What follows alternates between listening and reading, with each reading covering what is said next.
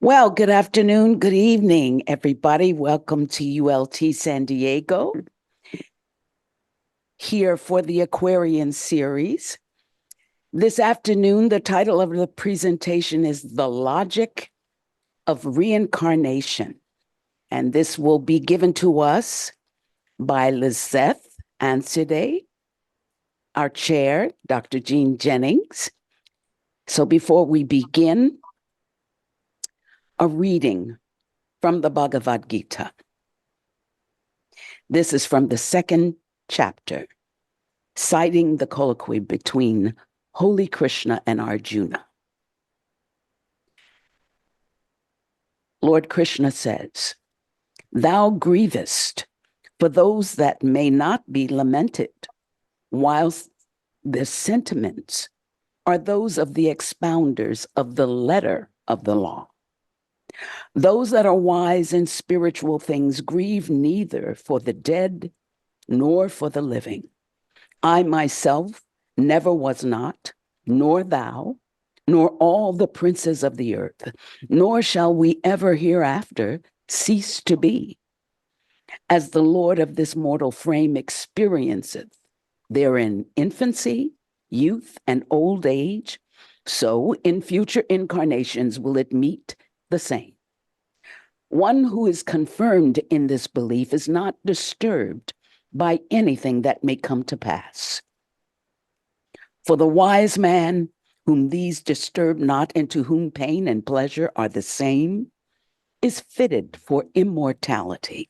There is no existence for that which does not exist, nor is there any non-existence for what exists. Death is certain to all things which are born, and rebirth to all mortals. Wherefore it doth not behoove thee to grieve about the inevitable. This spirit can never be destroyed in the mortal frame which it inhabiteth. Hence, it is unworthy for thee to be troubled for all these mortals." We give to you Lizeth Anside. Thank you, Monica. And hello, everyone. The logic of reincarnation. There is a question always present in every person's mind. It does not matter under what philosophical or religious approach that person has grown or lived. The question is, can we always be in the mind of a thinker who is looking to understand at least a portion of what happened to them when they are no longer under control of their life? What happened after we die? Does our life only last for the amount of years we are alive? Where do we go after we die? Do we have a soul? If so, what happened to our soul after our body died? Some of these thinkers will say either we go to heaven or to hell. Some others will say that life only lasts for the amount of time we are alive. Others will say we go to a place that we don't know where or what it is. But the question of what happened with us after we die is a common ground that unites all humankind around the world. These inquiries reveal the recognition of one part of us that is not just the human body. That there is something within us that is always present that we cannot describe only using our physical senses or intellect. Then, new questions such as, who are we? Why are we born? What is our mission in life? What happened with those we love and are emotionally connected when we die? Arise in our minds and are felt in our hearts. Not having an understandable answer to any of these questions generates either curiosity or fear. But fears open doors for speculation. Speculations invite domination. Domination creates dogma, and dogma restrains the task of the thinker. Since death is a process present in all aspects of nature, a term, a doctrine, has started to have more resonance and use and maybe misused, we can say, in the Western world at least, as an attempt to understand in a logical manner the perhaps attainable answer to all those crucial questions. This term or notion is reincarnation. During tonight's conversation, we will attempt to give some answers to that common question from a theosophical perspective, and as the title suggests, as a logical explanation of what happened to our soul. Other religions and philosophical perspectives will briefly address as well, as an expression of a truth in existence since immemorial time. But before submerging us into the ocean of this teaching, this student would like to acknowledge that it is not an expert by any means of the content of tonight's topic. As a student, the views and understanding of this teaching will get stronger and more defined through a dialogue among all. Considering that texts such as the Ocean of Theosophy, the Key of Theosophy, the Bhagavad Gita, devote several chapters each of their content to the consideration of the reincarnation, and that other theosophical and religious and philosophical texts develop this topic extensively in separate volumes, we can perceive how critical this topic is and how much study we must dedicate. But tonight's conversation intends to explain what reincarnation is and why it is a logical process. Please keep in consideration that any mistake or misrepresentation of the teaching is the student's responsibility. So here is what we have heard. I'm going to share a presentation that I have here, just in a moment. Reincarnation is a doctrine that has been explained, perceived, and perhaps misinterpreted in so many ways, depending on the place in the world where we are. Think about different Eastern and Western traditions, religions, older and newer scripture, poetry, art, etc. Monica, you please help us in this. Yes. This from Benedict Spinoza. It is impossible for us to remember that we had existence prior to the body, since the body can have no vestige of it, and eternity cannot be defined in terms of time or have any relation to time. But nevertheless, we have in our experience a perception that we are eternal. For the mind is sensible no less of what it understands than of what it remembers. Although, therefore, we do not remember that we existed before the body, yet we perceive that our mind is eternal insofar as it involves the body's essence under the category of eternity, and that its existence cannot be defined by time or interpreted by duration. Reincarnation is considered, as we said before, in many religious systems and traditions. In the Judaic tradition, for example, reincarnation is accepted, specifically in the Lurianic Kabbalah. According to one of his texts entitled The Gates of Reincarnation, which explores why and how souls reincarnate, reincarnation is a necessary process for souls to achieve complete tikkun, or what it means, repair or correction, that can take multiple times to fulfill their divine purpose and rectify previous sins. In order to understand this process, the study of the soul takes place in 5 levels, and each of them influences the reincarnation process. The doctrine of reincarnation has been called by William Q. Judge as the lost core of Christianity. In this case, passages of the Bible contain clear references of Jesus approving the doctrine of reincarnation.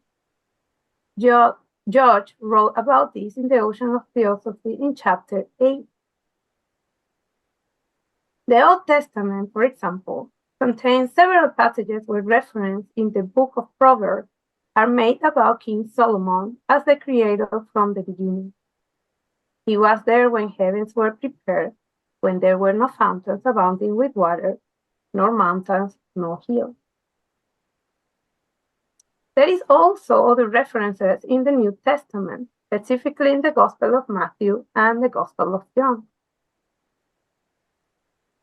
Christianity also recognized the existence of the soul, but in this case, this one goes either to the heaven or hell, depending on the actions and life the soul had during its physical existence. However, the moment of death is crucial because a person who repents their sins will win the kingdom of the heavens. Reincarnation, for example, and in the central is central in the Buddhist teaching as a means to end suffering and to fulfill nirvana, while in Hinduism it's a major tenet as a spiritual realm to understand life and acquire self-consciousness. Now, in Theosophy, the divine wisdom, reincarnation is approached through the consideration of two main questions. What is the purpose of life? And what is the purpose of death? Because everything has a purpose in nature. Monica, thank you.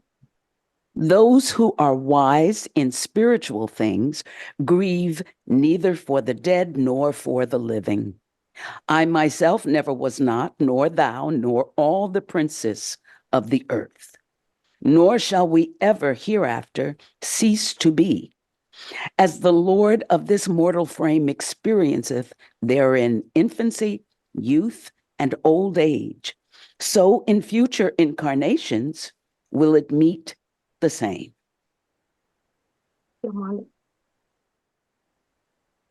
Both questions mentioned before about the purpose of life and the purpose of death are answered through three fundamental propositions in Theosophy that explain that there is only one life and everything proceeds from the same source, which cannot be defined, and everything goes to the same grand goal. Reincarnation, the doctrine of hope, is part indissoluble of the law of karma, the doctrine of responsibility, what we also know as a second fundamental. And he explained the natural path of the soul, evolution, the eternal pilgrimage, which is our third fundamental. Reincarnation is then the link between those two fundamental propositions, which delineate the roadmap of the soul. Its mission, developing a sense of unity through its consciousness for what really is, and its role serving in the evolution of every sentient being. As Mr. Crosby states, the whole purpose of incarnation, or our descent into matter, was not only to gain further knowledge of matter, but to impel the lower kingdoms to come up to where we are. And each soul has its own duty to perform. Monica, thank you. Krishna, a man enjoyeth not freedom from action, from the non-commencement of that which he hath to do, nor doth he obtain happiness from a total abandonment of action. No one ever resteth a moment inactive. Do thou perform the proper actions. Action is superior to inaction. The journey of thy mortal frame cannot be accomplished by inaction. Gita, chapter 2. Monica, thank you. Krishna, a man enjoyeth not freedom from action, from the non-commencement of that which he hath to do, nor doth he obtain happiness from a total abandonment of action. No one ever resteth a moment inactive. Do thou perform the proper actions. Action is superior to inaction. The journey of thy mortal frame cannot be accomplished by inaction. Gita, chapter 2. Thank you, Monica. So, being a drop of the ocean that embodies the whole manifestation, each ego or soul has a role to pursue through its own individuality using some garment or personality during each incarnation. Understand that this process becomes crucial for the mind, which eventually will connect experiences and knowledge gained with the higher tribe of what we really are. Monica, thank you for Krishna. helping me. Oh, Yeah, go ahead. Okay. As a man throweth away old garments and putteth on new, even so, the dweller in the body, having quitted its old mortal frames, entereth into others which are new. Death is certain to all things which are born, and rebirth to all mortals. Wherefore it doth not behoove thee to grieve about the inevitable. The antenatal state of beings is unknown. The middle state is evident, and their state after death is not to be discovered. Thank you, Monica. During all this process, the soul goes through what could be called a cycle of transformation. As evolution happens in the manifested world, in nature, there is also a spiritual evolution. Devachan will be the place for the real man to rest until the cycle needed is reached and the magnetic links of the skandhas reconnect with that ego that created them.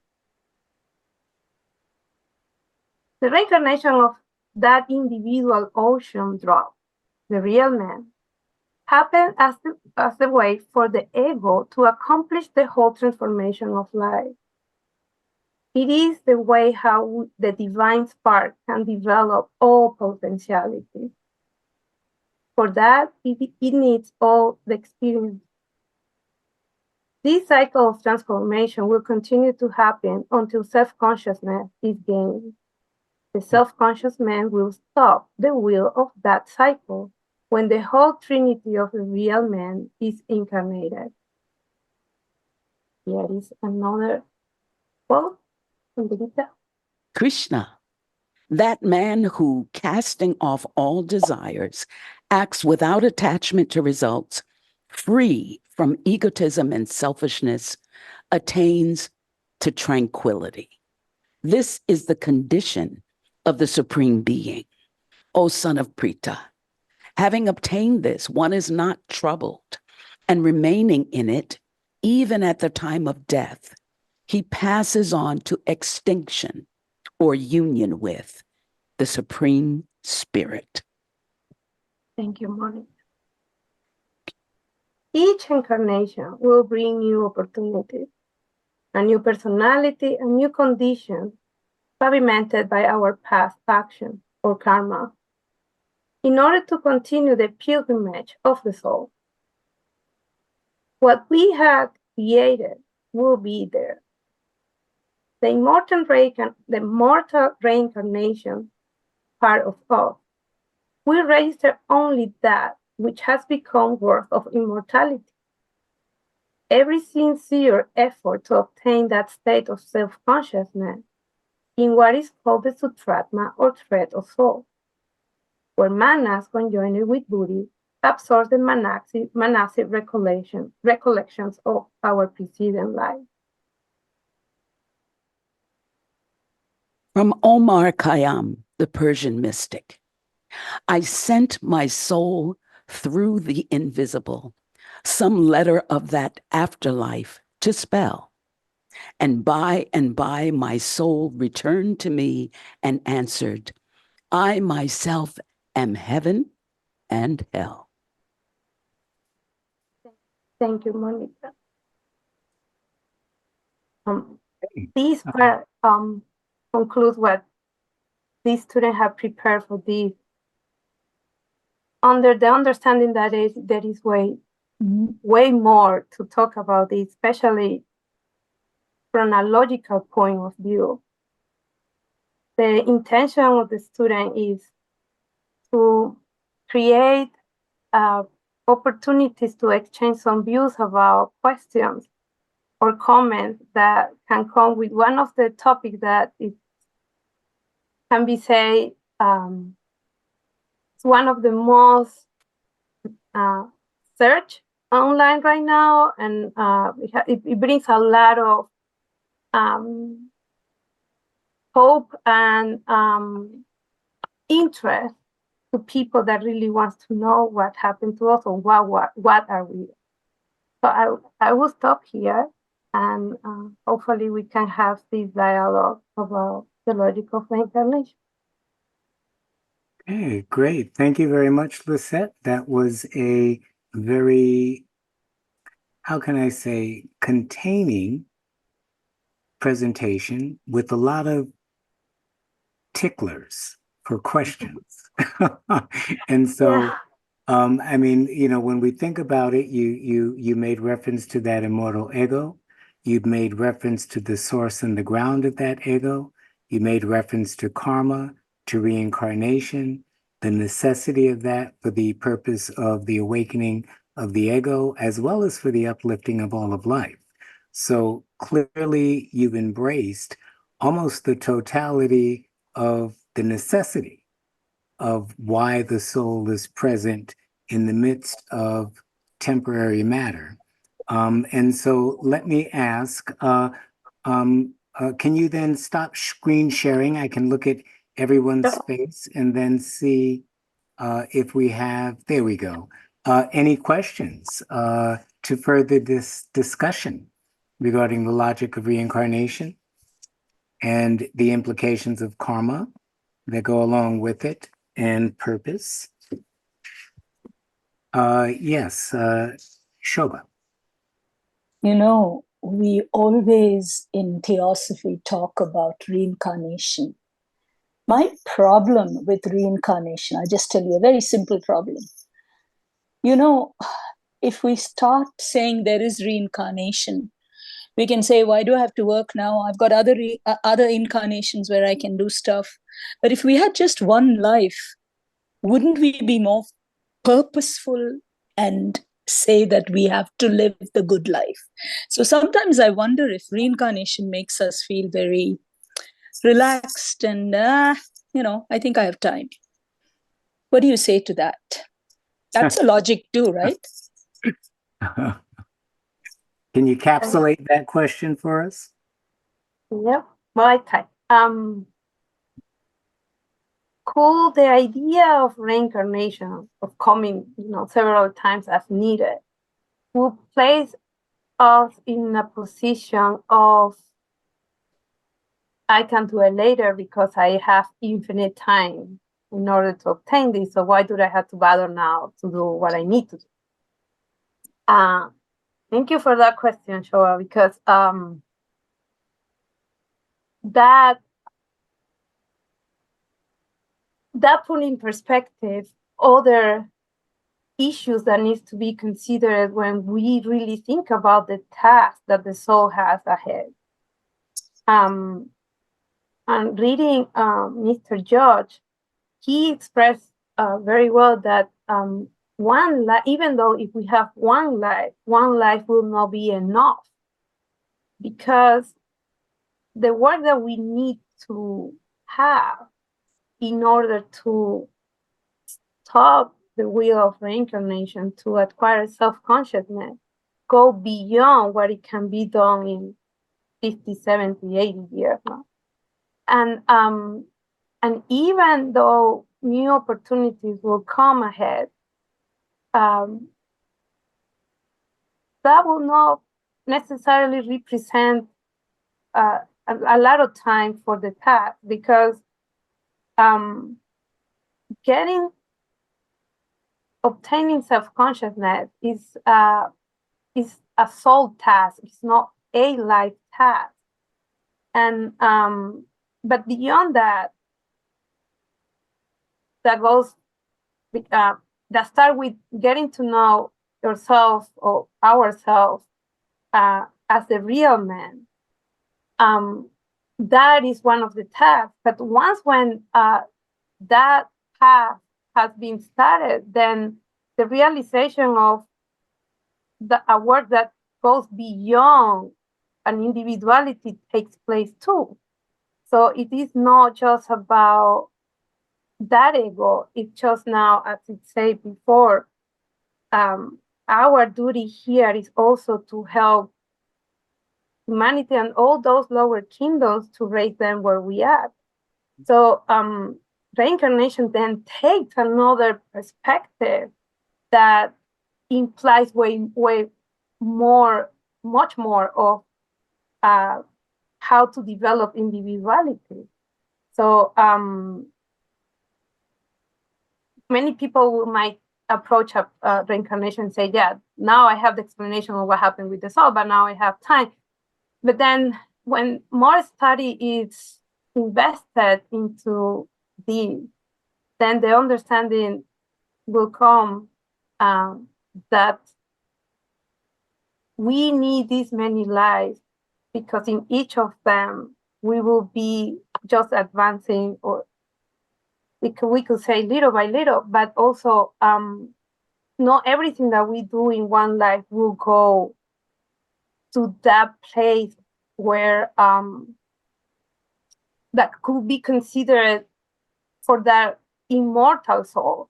So definitely more time will we need it, and nothing will be wasted. And also, like this is, I think, this is a key question, a key word here. Every time that we incarnate, we create new karma, and we have old karma. So we have that task ahead first. So working with our old karma and new karma while we are doing this, working our self-consciousness and working for humanity, definitely it's more complicated than just to take it in a light way. I will have time. Hopefully we will have time. Hopefully. Yeah. I think the key is with the concept of karma. Mm-hmm. Karma and reincarnation work together. Mm-hmm. So people have certain things that happen in their life, and they say, why did this happen to me? Why do I have a spastic child? Why do I have this? Hand in hand with reincarnation. And you mentioned it even in your presentation. So definitely the two probably are needed for many lives. Thank you so much. Okay, and so can we dig a little deeper in that same vein?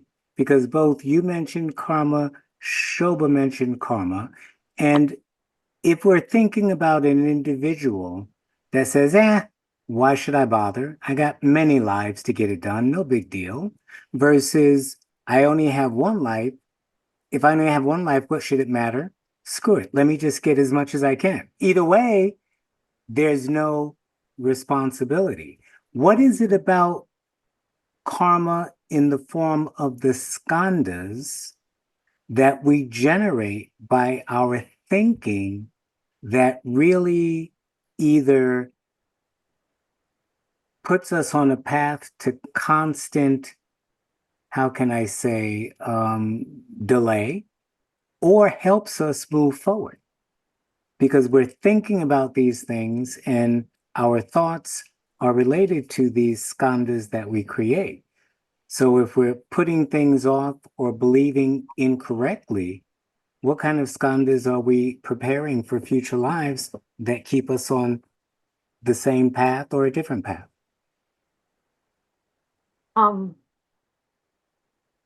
When creating those kind of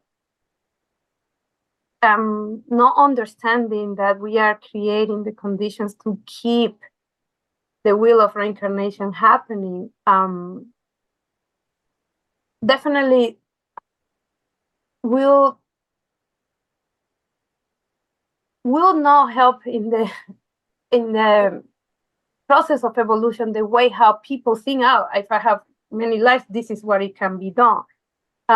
Because in order to fulfill this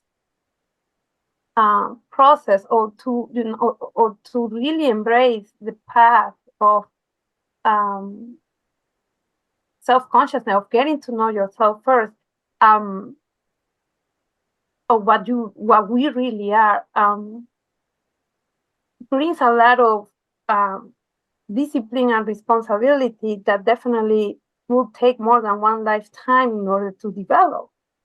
So even though there are some encounters with the philosophy or with some knowledge about this, it's not enough, because the conditions that we are creating when somebody's creating, postponing the responsibility that we have ahead, not only with ourselves but with humanity, then it will just creating more conditions in order to stay that way.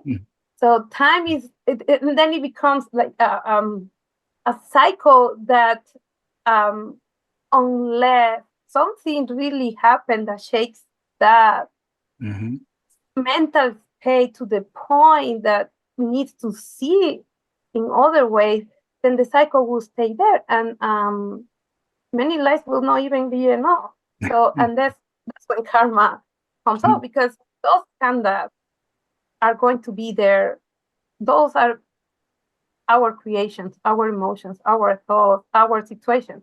So they're going to be there by the time that we come back. It's not one life I did all these bad things and then I go back and then I'm starting brand new. No, that stays there, and we have to assume that and work with that. Great, thank you. So the more we do the same thing, the more we get stuck in the same place. Kurt, your hand is up. Yes, thank you. It's really just to kind of very simply reinforce what was just said. And I think Shoba's question was really a very good one, because it is one that you often hear from adherents to the one life view, that, oh, if we had many lives, then, you know, we'd never get anything done because we could always put it off for mañana, you know.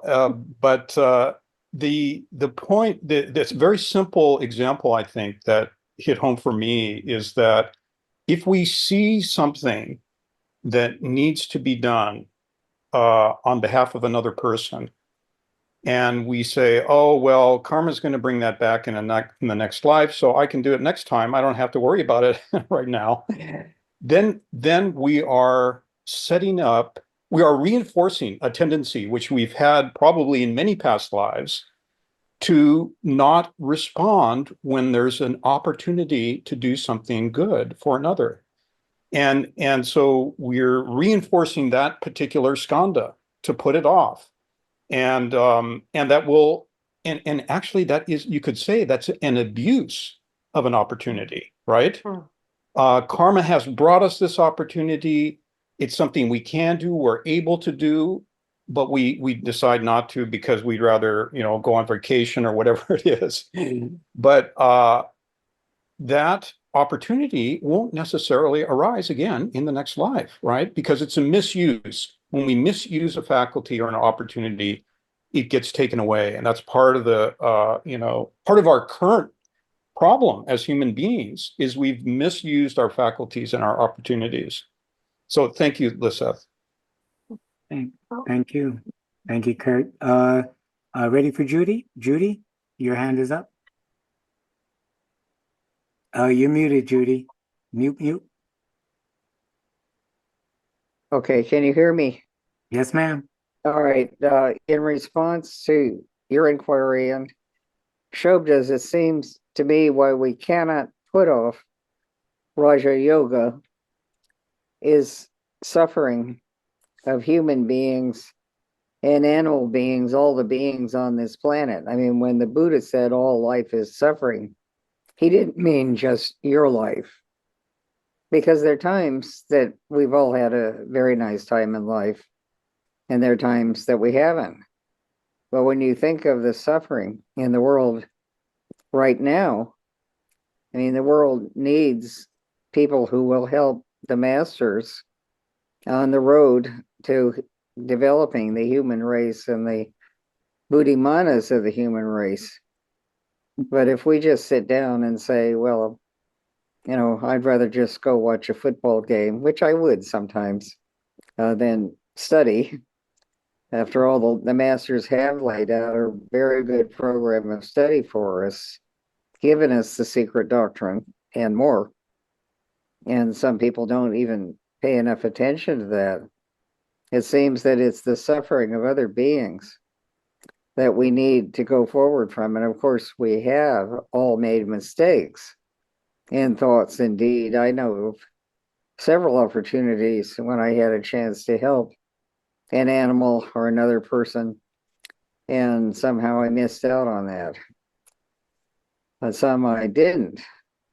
But I think we all feel this way. So anyway, that would be my solution to it, is that there's too much suffering for me just to say, well, I can just relax and wait till the next life, and maybe life will be easier. It probably won't be. It may be harder, but hopefully I'll continue to learn. We'll all continue to learn, and we have to go forward for that. So I don't know if others feel that way or not, but that's what I think about it. Thank you. Okay. Thank you, Judy. Any comments on that? Let's have. Thank you, Judy. Definitely, the suffering and the state of affairs in the world are one of the most emblematic windows for us to see the task ahead, especially when we consider it could be very easy if we put ourselves in somebody else's shoes, isn't it? How much are the people suffering, or what's happening? So, and then, okay, what can we do in order to help and to do something that will eventually help not to stop the suffering, because that is not a task that maybe we can humanly do, but just to help to alleviate that suffering. And when that sensitivity, when that view through that window get and touch the heart, then the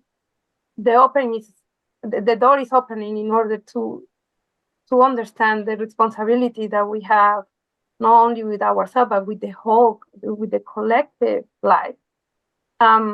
Unfortunately, or fortunately, we can say, then that individual karma, when he hits hard, the person that might not be interested in what's going on with somebody else or in other places of the world, then the karma becomes that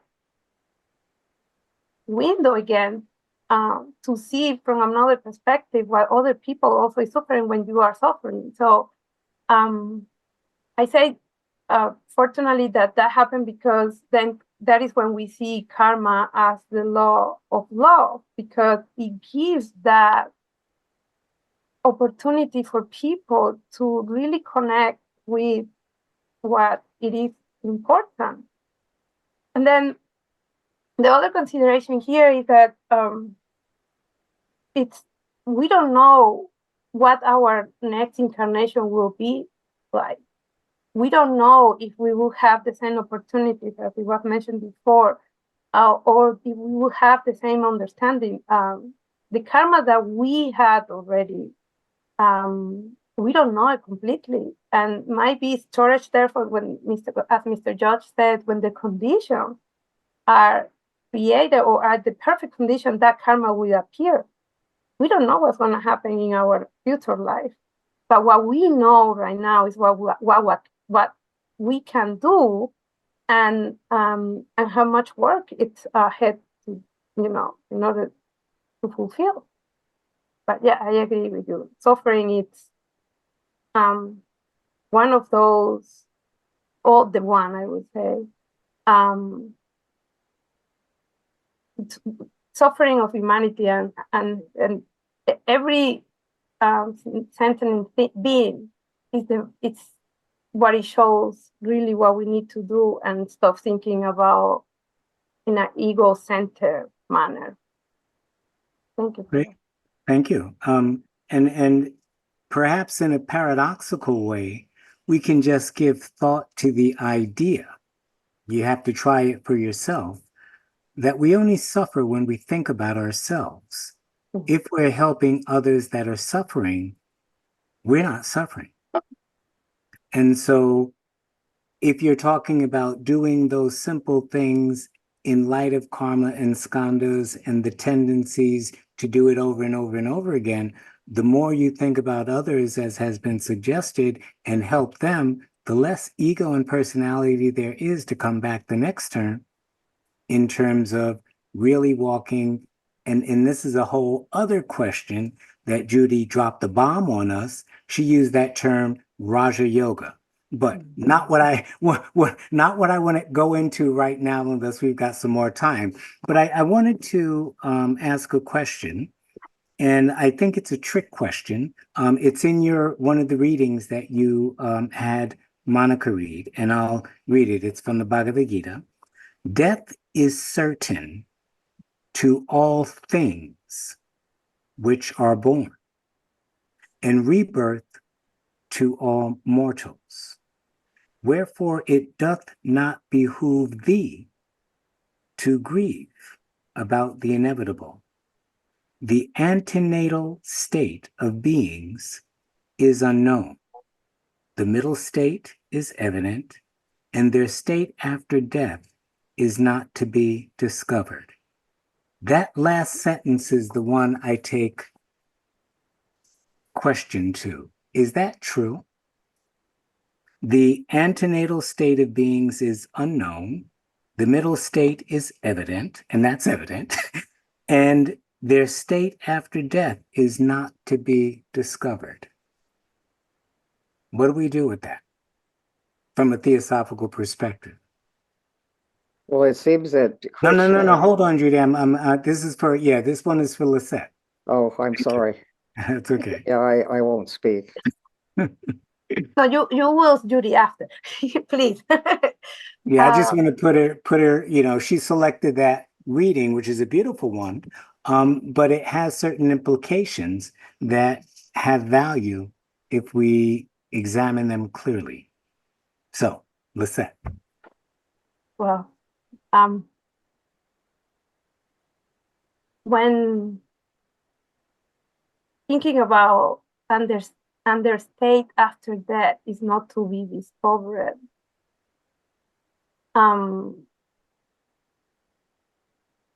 this student comes to two ideas. One, that there is no, I mean, the task is not to discover what happened in the state after death, because it's to discover that process implies a lot of things. It's not a discovering process. It is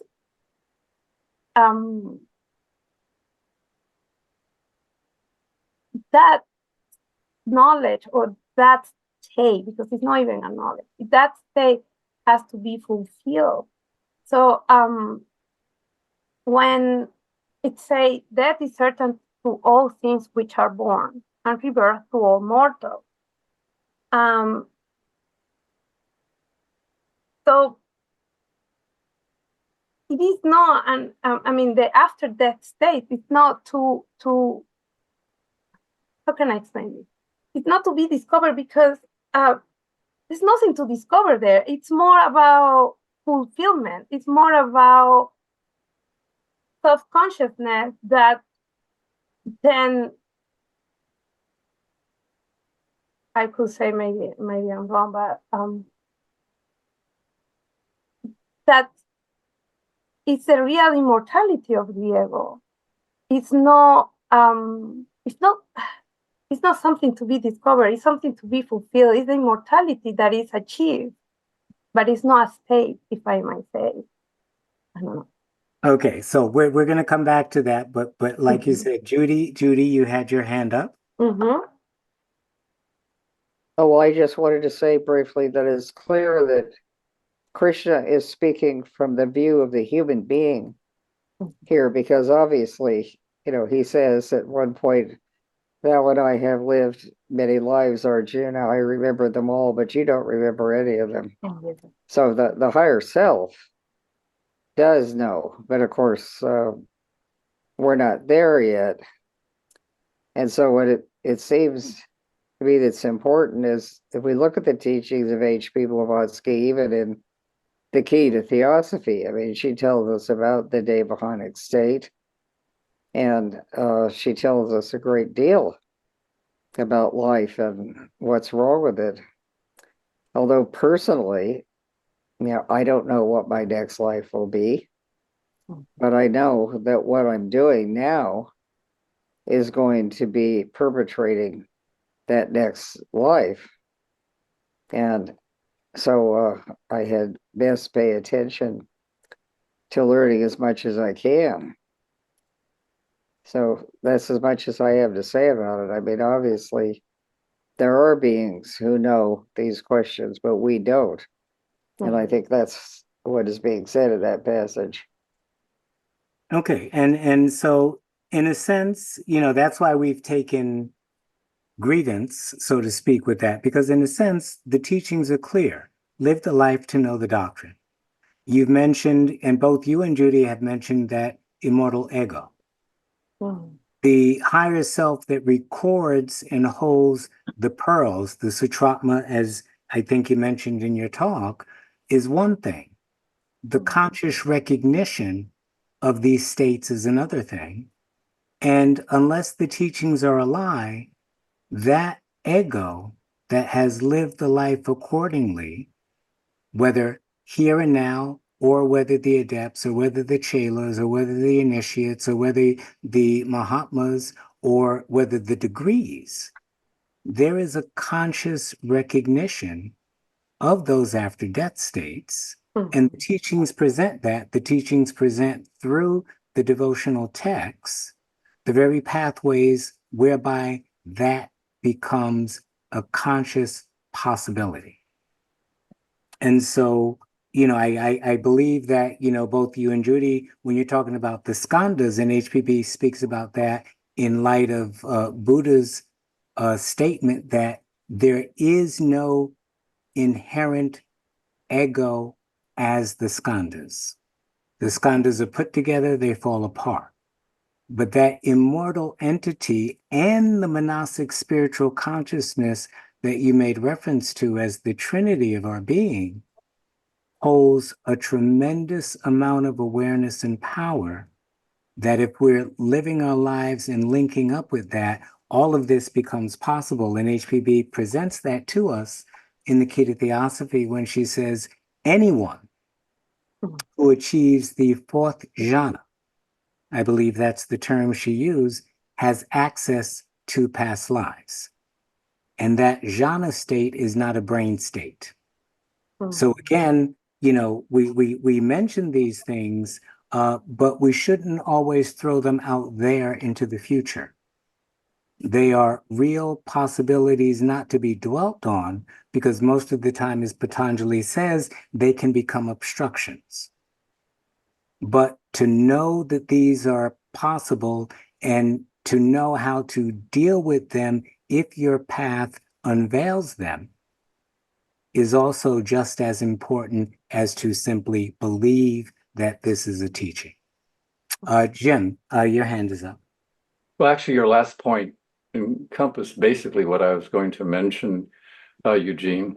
It just seems to me that the Gita, as we know, is rich in multiple perspectives and offers an opportunity for the highest conceivable goals to achieve.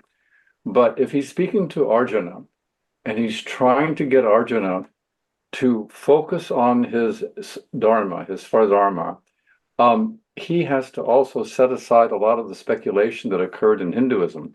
People being focused on after-death states, their own after-death states, future lives, this, that, and the other thing, all of which became a kind of maya, it distracted people from focusing on the fundamental thing, particularly Arjuna, so that he wanted him, in a sense, to don't get involved in that kind of speculation or making references to it. You have to see things now in terms of the battlefield and the duty that you have, and you can rest assured that immortality is with everyone.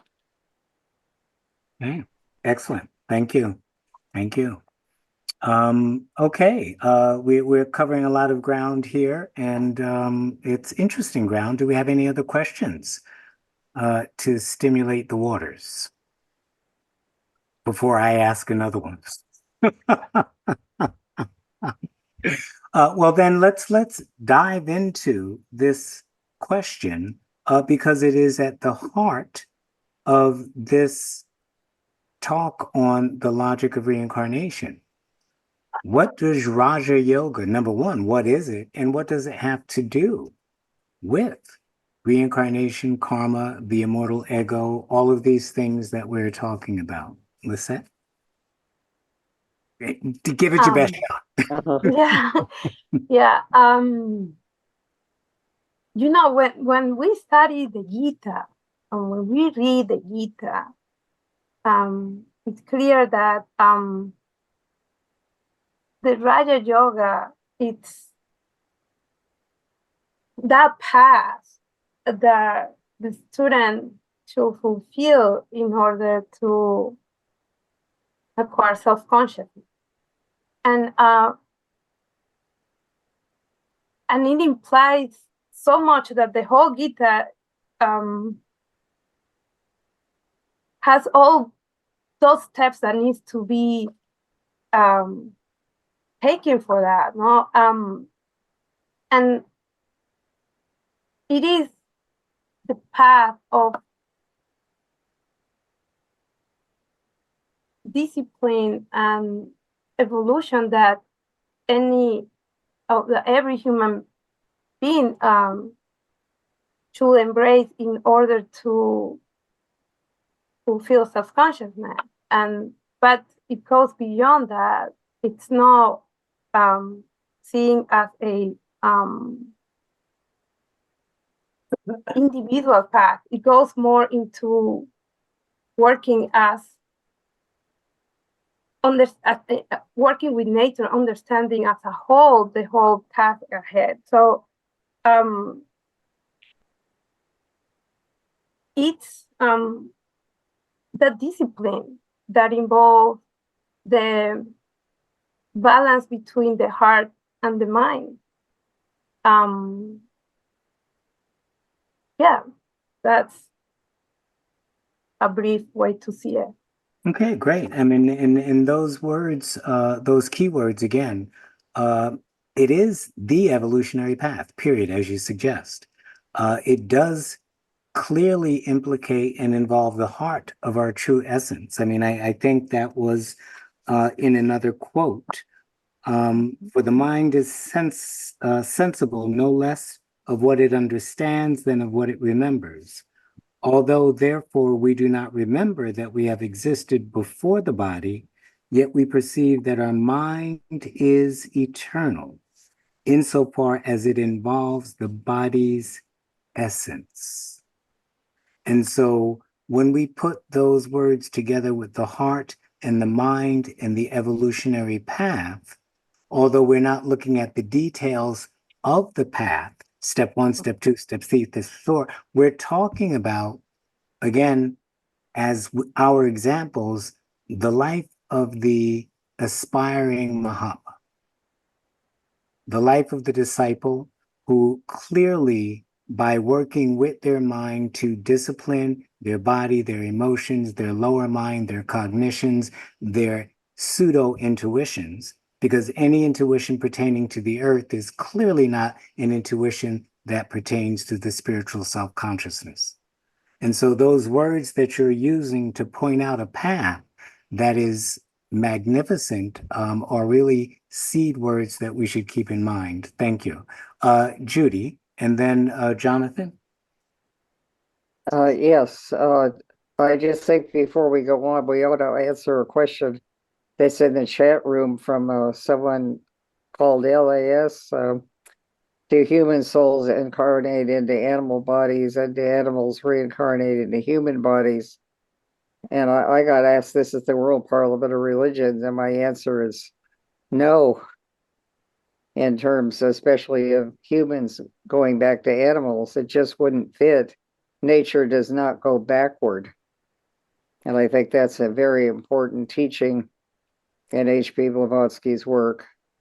And we wouldn't fit into the body of a dog. I mean, I didn't think much of one of my relatives, but I don't, think that she's the local Doberman or something.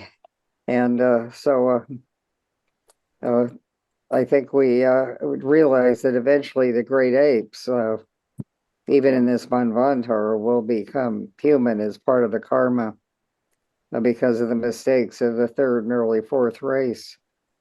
But otherwise, nature goes forward.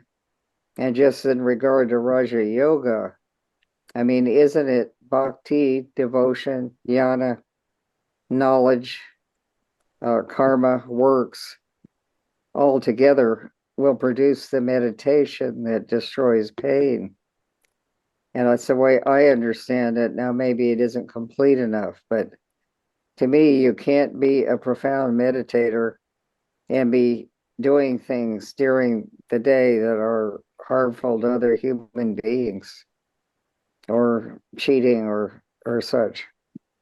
So I don't know how others would explain it. But anyway, I thought that question in the chat room was important, so I just thought I'd mention it. Okay, well, great. Thank you. So we'll also point that to Lisette, and I'm just going to put her on the hot seat because, and again, Lisette, if it's too kind of intense, just, let it ride. But how is that question? Do human souls reincarnate into animal bodies? And do the souls of animals reincarnate into human bodies? How does that question take both the yes and no answer? Okay, I'm going to start with the no. We're not theosophically dogmatic. How do and Judge kind of has a couple of articles on that too, I believe. I'm going to start with the no answer. No. Thinking about the third fundamental proposition that is explained in the secret doctrine, which is related to evolution. And to understand evolution, as it was mentioned in the reading, evolution happens from a physical point of view and a spiritual point of view for the beings, but also happens in nature. So when we consider that humans have achieved by that process of evolution self-consciousness and the potentiality of self-consciousness, then we definitely understanding nature moving toward evolution, then we can see that understanding that evolution, it's nature is always working under that fundamental principle, then and that nothing goes to waste in nature because everything has a purpose, then we could understand easily that once when the consciousness has been achieved at that part of evolution, then it will not be intelligent for nature to put human backs into the animal form. That's one of the things. The other part, no, regarding if animals can reincarnate into human bodies. If we understand the reincarnation process and what it implies, then we understand that the septenary constitution of man plays a key role to understand reincarnation, especially what happened with the physical body, but then with that higher triad species, and especially with mana. Then if we consider that animals do not have or haven't achieved yet that state of development, then reincarnation of them in human bodies will not apply logically to the logical of reincarnation. So then if we think about just the other part that you mentioned, again, going back to the process of evolution of nature, of the universe, of the manifested world, if we want to see it in different levels, then we understand that they are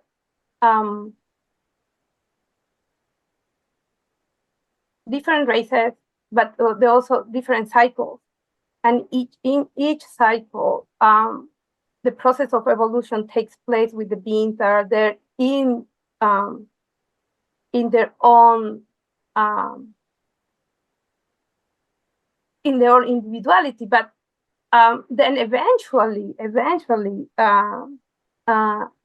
maybe in the next Manvantara, those beings that did not achieve the state of consciousness of the that human has achieved in his process will eventually do it. So we can see that the whole process is a spiral, as it was mentioned before, and it goes from the universal to the particular. So if we have that consideration, then everything eventually will evolve and have that. However, right now, at the stage that we are right now, that does not happen that way.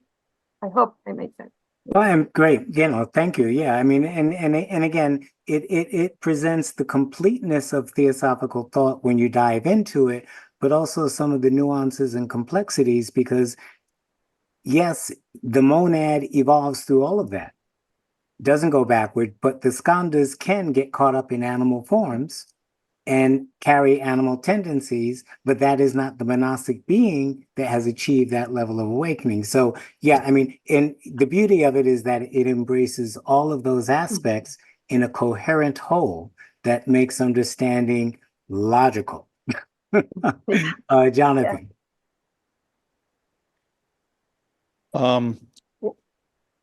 Did have a two-fold question, but I'm going to get it down to just one question. What is, since you work with children, what kind of evidence would you say that you have seen of reincarnation, if any? What kind of evidence of reincarnation has this student seen working with children? If any. If any. When we understand that all that unity spark that is in each of us, and we become observers, but real observers that observe from the heart, with the heart and with the mind, putting aside the preconceptions that we might have, could be very surprising what we could see or what we could hear, especially working with children under 6 years old. You will always find stories that are fascinating, and the children will be happy to share those with you because it's part of what they are. So I had one experience with one girl who mentioned that when she was around 5 years old, she mentioned that she knew that we were before animals, and before animals we were plants. We were the type of insect, and then plants. And then I asked her, "But how did you know that?" She said, "Well, because that's how it is. It doesn't make a difference saying that that's what it was. I mean, you were a plant too in one moment." And they say, "Oh, okay," but that happened a long time ago.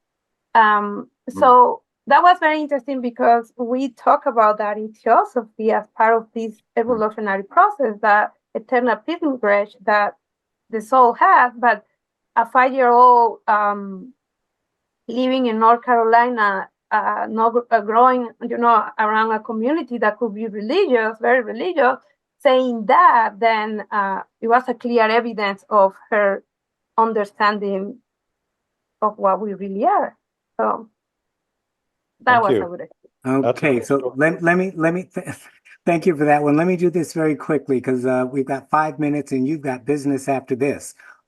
Ken, can you just state your question? David, can you state your question after that? And then I'm going to ask Lisette to multitask and answer them both. And then we'll end up on those. All righty. Yes, thank you very much. So my question is, years ago, I read Evan Wen's translation of the Tibetan Book of the Dead with this interesting long essay by Carl Jung describing the after-death state. And I'm wondering, the Bardo Thodol, does that relate to the early part of the Devachanic state? Does it seem like there was maybe an error that the human being would retain consciousness throughout that whole Bardo Thodol experience, but it's really our Sutratman, or that higher triad. Is that the way I would kind of nowadays understand the Evan Wentz and Carl Jung interpretations? Okay, let's hold on that one. Let me just ask Lisette, are you aware of that text, that book, and the Bardos from the Tibetan side? I know the book exists, but I haven't read that one. Okay, all righty then. Okay, you'll get a shot. And Dave, your question? Well, it was sort of a comment. If you give me like a minute with it, it kind of relates to what Lisette was saying about children. And you've all probably heard this. It goes pretty quick. It's just a couple stanzas, but it kind of reflects what we all go through as human beings, maybe, and why we lose our sense of reminiscence and only have what HBB calls recollection and basic brain memory. He says, you're familiar with it, I'm sure. Our birth is but a sleep and a forgetting. The soul that rises with us, our life star, hath had elsewhere its setting, and cometh from afar. Not in entire forgetfulness, and not in utter nakedness, but trailing clouds of glory do we come from God who is our home. Heaven lies about us in our infancy. Shades of the prison house begin to close upon the growing boy. But he holds the light, and whence it flows, he sees it in his joy. The youth who daily farther from the east must travel, still is nature's priest, and by the vision splendid is on his way attended. At length the man perceives it die away and fade into the light of common day. Great, thank you for that inspirational reading. Yeah. Something for all of us to think about. Okay, jump into the Bardo. So I haven't read that book, but from the theosophical point of view, we know that the septenary constitution of man can show exactly what reincarnates and what not, and why. Because if we think about dividing, as it's in the HPV has done that, and William Q. Josh has also explained that, we had this superior triad that Atma, Buddhi, Manas, and then we have our lower quaternary, which is starting with the physical body, the astral body, and the desires. If we think about it, that superior triad, it's as sublime as I mean, there is no way that we can imagine how different it is from this lower quaternary, because we just think with the physical instruments that we have. Then if everything that is created for us, and when we think about these khandhas, continuous working, continue imposing the wheel of reincarnation because of the karma that we create, then we can easily see that material do not belong to that higher material, if we can say it in a very colloquial way. Then the question is, okay, so what is that we bring when we reincarnate? Because if these four lower principles do not reincarnate, so what is reincarnation, and then what we bring with that? Because if every life is going to be a new one, and we're going to be a new character in the life that we are living, then how there is a continuity on that, besides, understanding that is the superior triad. So Theosophy mentioned this, that only that is material, if I can say material, but that has the same essence, the same higher essence that resonates with our higher triad, will be creating that thread of soul, of that thread that belongs to each individual consciousness. And that is what it will come as. It will always accompany, be the company of that soul that is in that eternal pilgrimage. The other parts that are created for us, that is the work that we have ahead in order to get rid of, or to bring back to balance. And that is a work that is done in the physical, or with the quaternary that we have. But at the same time, which is could be a paradox, only when we are in this stage, or on this physical life, is that when we can create also that material from higher essence that will go to that red soul. So then we can see reincarnation then in these two levels. One that is the task that I have, or what I have created, and then what I'm creating that is it's it's real, that it goes to that red soul. Okay. I hope I make sense. And again, I mean, beautiful response. And, specifically in regards to Evan Wentz, their Tibetan cycles are about 40 days, I think, before reincarnation. That really does not jive with the Theosophical. HPB does talk about face-to-face with the spiritual ego. So they're face-to-face with the light, that if you can sustain the light, you can begin to become awoken in the Bardo state. That's a possibility, but most folks cannot do that. And then the attractions to the sexual parts of the incarnating entities and people, again, as the teachers have said about those works, they are more kind of symbolic and not the science underneath them. And so even Jung made certain disparaging comments about theosophy, but used it in his interpretations, especially in terms of the shadow and the astral and things like that. And the circuits that the soul goes through, I mean, if we think of it from a theosophical point of view, when the ray has been stripped after its gestation state, and it is going into Devachan, and after it leaves Devachan, as she says, it stands face to face with the spiritual ego to have a preview of everything. The pieces of the Bardo can correlate. The flow of the Bardo from the Tibetan perspective doesn't correlate. Not unless we're doing it from a symbolical point of view. So again, traces of the teachings. They believe it, they believe it can happen in a very short period of time, but again, it's prudent to look into that whole domain of karma and reincarnation in that regards, as it relates to the skandhas, the processes, the times of gestation, etc., to get a full picture of that.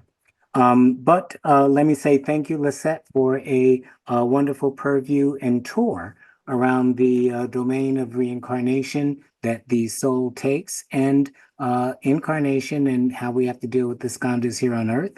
And as we close, our next week's presentation is going to be on Viraga, the fourth virtue in the Paramitas, the indifference to pleasure and pain in its correct understanding. So all are welcome. Please visit us again at the Aquarium series, and we'll look forward to seeing everyone next week. Thank you much. Thank you, guys. Hey, Great thank you. presentation.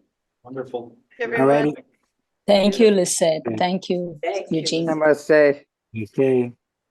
Namaste. Adios. Wonderful. Thank Take care. you. Okay. Okay, Seth, I'll see you in a few. Okay. Bye, everyone. Good Double luck. duty. There we Double go. duty. All right, thank you guys. Good night. Take care. Thank you. Thank you.